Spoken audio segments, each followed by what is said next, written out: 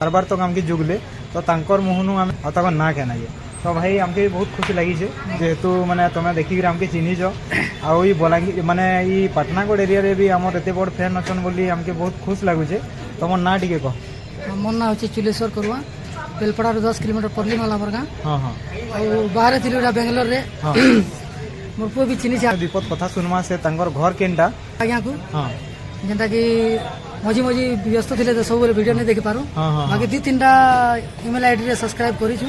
एबे भी नया ईमेल आईडी रे सब्सक्राइब करिछु और मोर भी पहला चैनल दे थिला हाँ तिलेश्वर ब्लॉग बोली करी हाँ हाँ और मुई भी म्यूजिकल लाइन रे काम करसी वर्तमान छाड़ी माने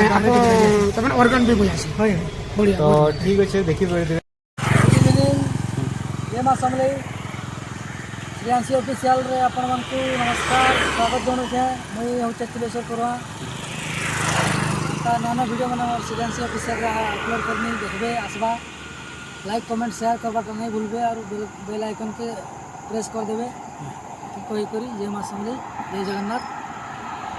आज से वीडियो बनानी बंद, इसमें तेरा घाटा। वीडियो बनाकर भी कहाँ फायदा हो रहा, लाइक्स नहीं आ रहे, फॉलोवर्स नहीं बढ़ रहे, मेरा तो हो ही रहा घाटा। 2-3 GB रोज उड़ा रहा हूँ डाटा।